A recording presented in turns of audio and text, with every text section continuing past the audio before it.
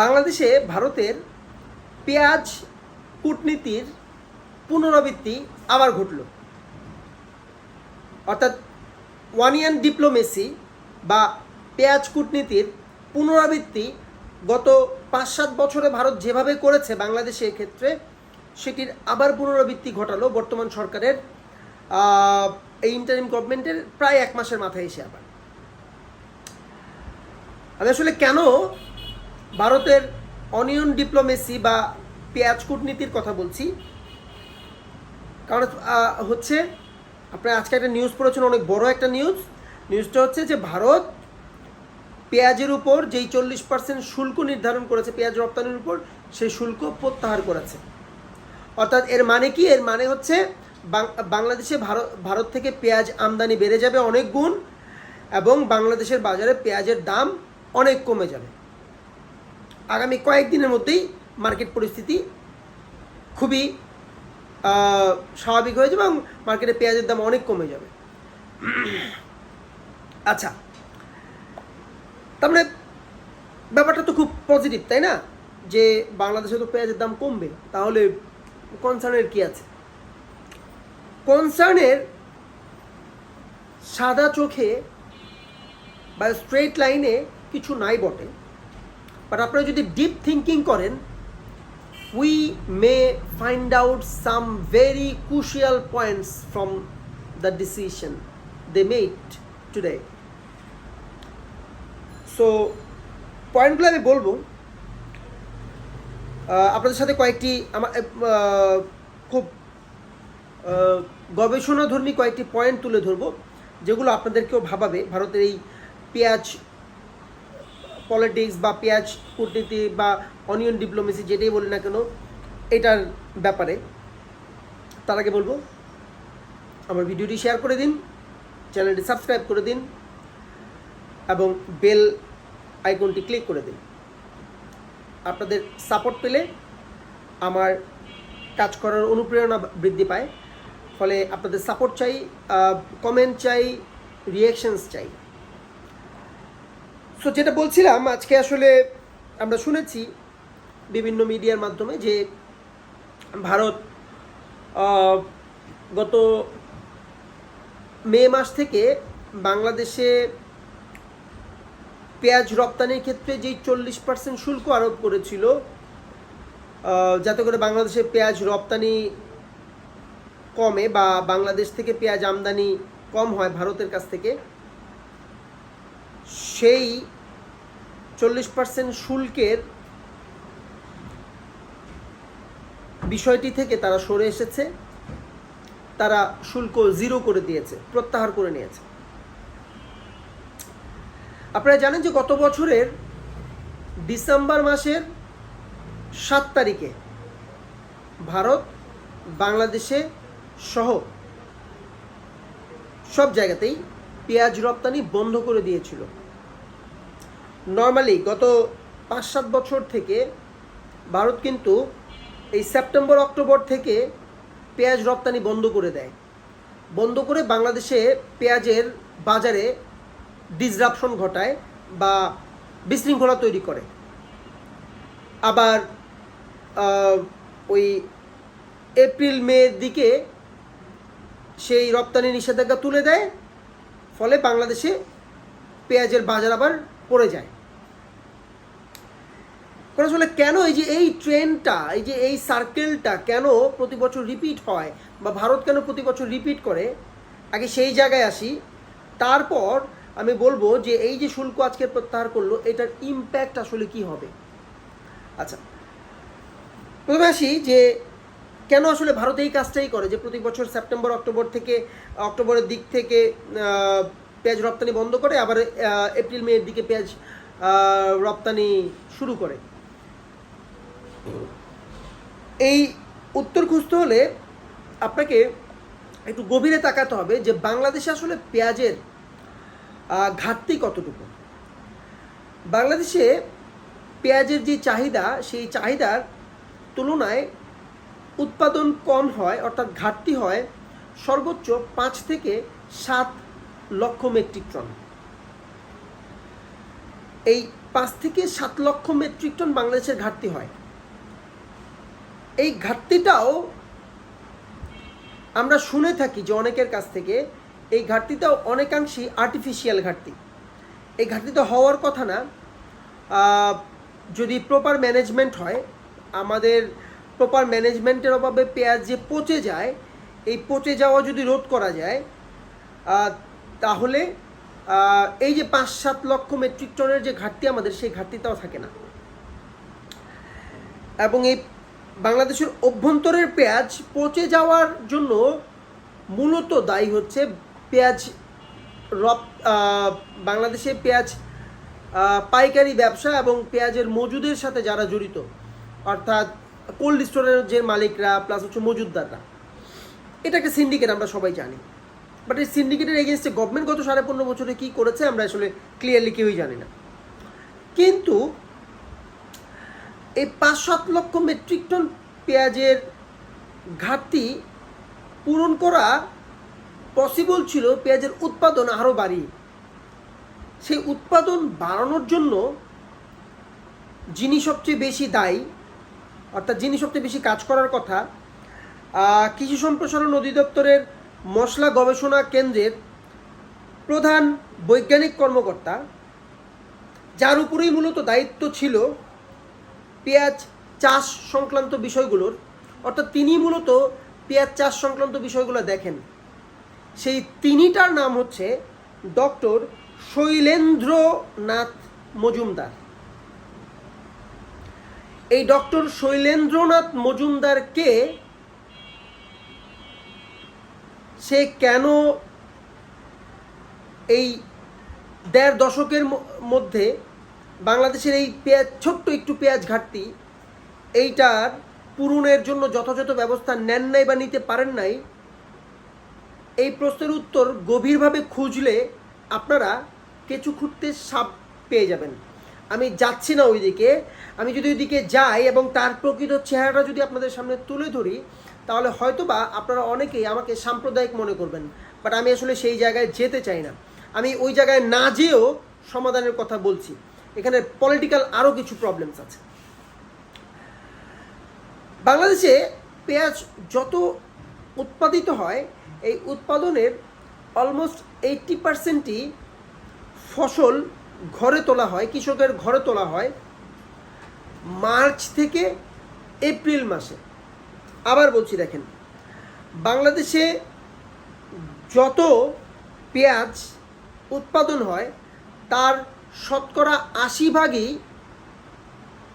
ফসল তোলা হয় মার্চ থেকে এপ্রিলে। কিছু তোলা হয় জানুয়ারি থেকে ফেব্রুয়ারিতে, কিছু তোলা হয় আমাদের জুন থেকে জুলাইতে। অর্থাৎ আমাদের পেঁয়াজের ফসল ঘরে তোলার সময় হচ্ছে জানুয়ারি ফেব্রুয়ারি, মার্চ এপ্রিল আর জুন জুলাই, এই 3টা সেশনে। এর মধ্যে সবচেয়ে বড় সেশন, অর্থাৎ অলমোস্ট 80% হয় হচ্ছে এপ্রিল থেকে মার্চ থেকে এপ্রিলে। আপনি একটু লিঙ্ক করেন, অর্থাৎ মার্চ থেকে এপ্রিলে আমাদের উৎপাদিত পেঁয়াজগুলো বাজারে আসে। সেই সময়ে দেশি পেঁয়াজ যখন বাজারে আসে, স্বভাবতই মার্চ, নভেম্বর থেকে ডিসেম্বর বা জানুয়ারি পর্যন্ত পেঁয়াজের যে সংকটকাল থাকে, যখন পেঁয়াজের দাম আকাশচুম্বী হয়ে যায়, তারপর আবার জানুয়ারি ফেব্রুয়ারি মাসে পেঁয়াজ, দেশি পেঁয়াজ কিছু উৎপাদিত হয়, কিছু উঠে বাজারে। ওই পেঁয়াজের বাজারে ওঠার কারণে বাজারে পেঁয়াজের দামটা, ওই যে আকাশচুম্বী পেঁয়াজের দাম ছিল সেখান থেকে একটু কমে আসে। কমে আসার পরেও প্রায় ধরেন অ্যারাউন্ড 100 টাকার মতো কেজি থাকে। সেই পেঁয়াজ যখন বাজারে, আমাদের পেঁয়াজটা, আমাদের মূল পেঁয়াজগুলো যখন উঠে, অর্থাৎ মার্চ এবং এপ্রিল মাসে যখন হচ্ছে আমাদের মূল পেঁয়াজগুলো মার্কেটে উঠে বা বাজারে উঠে, কৃষকদের পেঁয়াজগুলো, তখন এই দেশি পেঁয়াজ বাজারে ওঠার কারণে পেঁয়াজের দাম নেমে আসে 70 থেকে 80 টাকার মধ্যে, অ্যারাউন্ড 70-80 টাকার মধ্যে নেমে আসে। অর্থাৎ 70-80 টাকাও যদি পেঁয়াজের দামটা থাকে, তখন ওই টাকায় পেঁয়াজ বিক্রি করে আমাদের কৃষকরা কিন্তু দিব্যি ব্যাপক প্রফিট করতে পারে, কারণ উৎপাদন খরচ হয়তো সর্বোচ্চ 30 টাকা 35 টাকার মধ্যে থাকে। সো 70-80 টাকা যদি দামও পায় আমাদের কৃষকরা মার্চ এপ্রিল মাসে পেঁয়াজ বাজারে উঠিয়ে, তাতে করেও তারা ব্যাপক লাভবান হয় এবং তারা পরবর্তীতে পেঁয়াজ চাষে আরও বেশি উদ্দীপনা পায় এবং আরও বেশি উৎসাহিত হয়, এবং পরবর্তী বছরে তারা হয়তো আরও বেশি জমিতে পেঁয়াজ উৎপাদন করে। কিন্তু মজার ব্যাপার হচ্ছে, যেই সময়টায় আমাদের কৃষকদের এই যে 70-80 টাকা দাম পাওয়ার সময় আসে, অর্থাৎ মার্চ এপ্রিল মাসের কথা বলছি, বা মার্চ এপ্রিল মে জুন এই সময়টার কথা বলছি, তখন আমাদের বন্ধুরাষ্ট্র ভারত পেঁয়াজের উপর আমদানি নিষেধাজ্ঞা প্রত্যাহার করে এবং বাংলাদেশে পেঁয়াজ রপ্তানি করা শুরু করে। পেঁয়াজ রপ্তানির উপর তারা নিষেধাজ্ঞা প্রত্যাহার করে বাংলাদেশে পেঁয়াজ রপ্তানি শুরু করে। ফলে ভারতের পেঁয়াজ কম্পারেটিভলি কম দামে বাংলাদেশে চলে আসে। এসে বাংলাদেশের যে দেশীয় পেঁয়াজের যে বাজার, কৃষকরা যেই পেঁয়াজ, তাদের যেই পেঁয়াজ 70-80 টাকায় বিক্রি করতে পারে, সেই পেঁয়াজ ভারতীয় কম দামে পেঁয়াজ আসার কারণে সেই পেঁয়াজের দাম চলে আসে 30-40 টাকা বা সর্বোচ্চ 50 টাকার মধ্যে, 50 টাকার নিচে নেমে যায়, ইভেন 30 টাকারও নিচে নেমে যায় কখনো কখনো। যখন পেঁয়াজের দাম 30-40 টাকা হয়ে যায় বাংলাদেশের বাজারে, তখন কিন্তু যেই কৃষকরা 30-35 টাকা খরচ করে, কেজি প্রতি খরচ করে পেঁয়াজ উৎপাদন করেছে, তারা কিন্তু আর পরবর্তী বছরে পেঁয়াজ উৎপাদনে সাহস পায় না। এবং এই প্রক্রিয়াতেই কিছু কৃষক নিরুৎসাহিত হয়। নিরুৎসাহিত হওয়ার কারণেই বাজারে আমাদের পেঁয়াজের ঘাটতি দেখা দেয়, বা আমাদের যে চাহিদা সেই চাহিদার চেয়ে তুলনায় কম উৎপাদিত হয়। তার মানে খুব সিম্পল কারণ, আমি যদি কোনো কিছু নাও করি, আমার কোনো বৈজ্ঞানিক কর্মকর্তা শৈলেন্দ্রনাথ মজুমদারের আমার দরকার নাই। ওই ব্যাটার কোনো কাজ করা ছাড়াই আমি যদি শুধুমাত্র এপ্রিল মে জুন এই সময়টাতে ভারতের পেঁয়াজ বাংলাদেশে ঢুকতে না দেই, তাতে করেও কিন্তু আমার দেশের কৃষকরা পেঁয়াজের ভালো দাম পায়। যেই ভালো দামটা কৃষকের জন্য ভালো দাম, আবার যারা ভোক্তা তাদের জন্য খারাপ দাম না। অর্থাৎ ভোক্তারাও কিন্তু 70-80 টাকায় পেঁয়াজ খেতে খুব বেশি তাদের কষ্ট হওয়ার কথা না, যেখানে তারা 200-250 টাকা কেজিতেও পেঁয়াজ খেয়েছে, বা নর্মালি একটা সময়, বছরে একটা সময় তারা 150 টাকা কেজি পেঁয়াজ, 150 টাকা কেজিতে পেঁয়াজ কিনে। সো তাদের জন্য 70-80 টাকা কেজিতে পেঁয়াজ খাওয়া খুব বেশি টাফ না বাংলাদেশের বাজারের ক্ষেত্রে। সো আমি এই কাজটাই গত 15 বছরে 16 বছরে করতে পারি নাই। আমি শুধুমাত্র এই যে 3 মাস ভারতের পেঁয়াজ আমদানি করা বন্ধ করব, সেই স্টেপটা নিতে পারি নাই। না নিয়ে আমি কি করছি, আমার কৃষকদেরকে প্রত্যেক বছর লোকসানের সম্মুখীন করছি। আমার কৃষকদেরকে আমি পেঁয়াজ উৎপাদন করতে, লার্জ স্কেলে পেঁয়াজ উৎপাদন করতে নিরুৎসাহিত করছি। ফলে কি হয়েছে? ফলে হচ্ছে আমার পুরো পেঁয়াজের মার্কেটটা ভারতের উপর নির্ভরশীল হয়ে পড়েছে।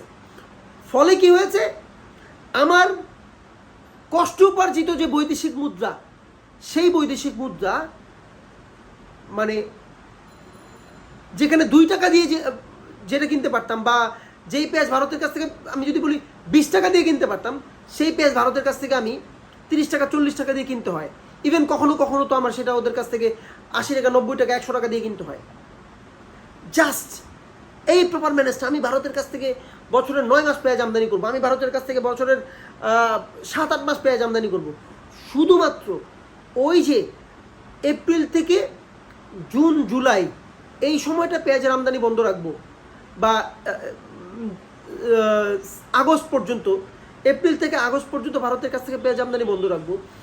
এই শুধুমাত্র একটা ডিসিশনে আমি কিন্তু পুরো পেঁয়াজের যে চাহিদা দীর্ঘমেয়াদে দেশীয় চাহিদা দেশীয় উৎপাদনের মাধ্যমে পূরণ করে ফেলতে পারি। তাতে করে কি হবে, একদিকে আমার কৃষক বাঁচবে, একদিকে আমার পেঁয়াজের প্রতি পেঁয়াজের মার্কেটের উপর ভারতের কর্তৃত্ব বা নিয়ন্ত্রণ থাকবে না, একই সাথে আমার বৈদেশিক মুদ্রা সেফ হবে। আমি সিম্পলি এই ঘটনাগুলো ঘটায় ফেলতে পারতাম জাস্ট একটা পলিটিক্যাল ডিসিশনের কারণে।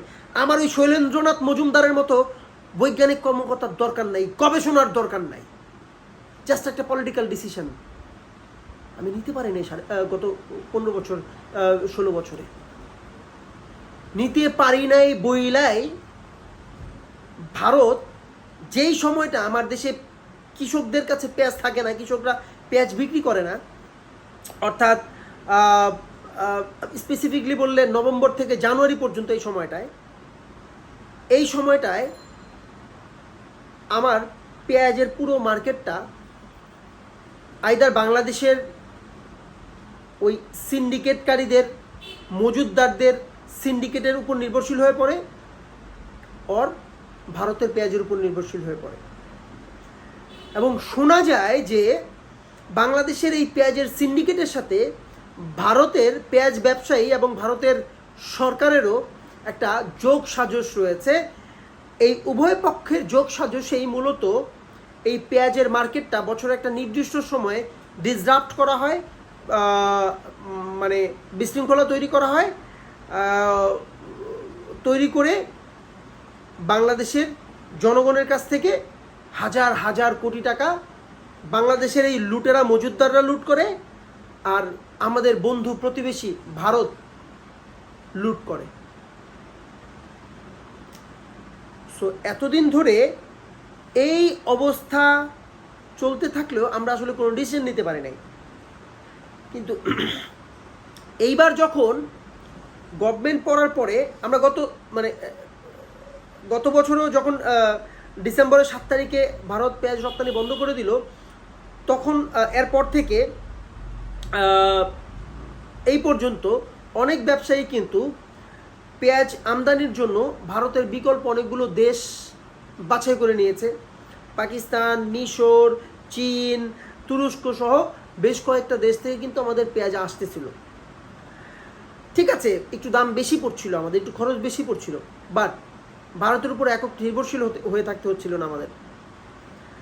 এই যখন আমাদের ওই কিছু আমদানিকারক মার্কেটটাকে ডাইভার্সিফাইড করে মার্কেটটাকে সেভ করছিল, ঠিক ওই সময়ে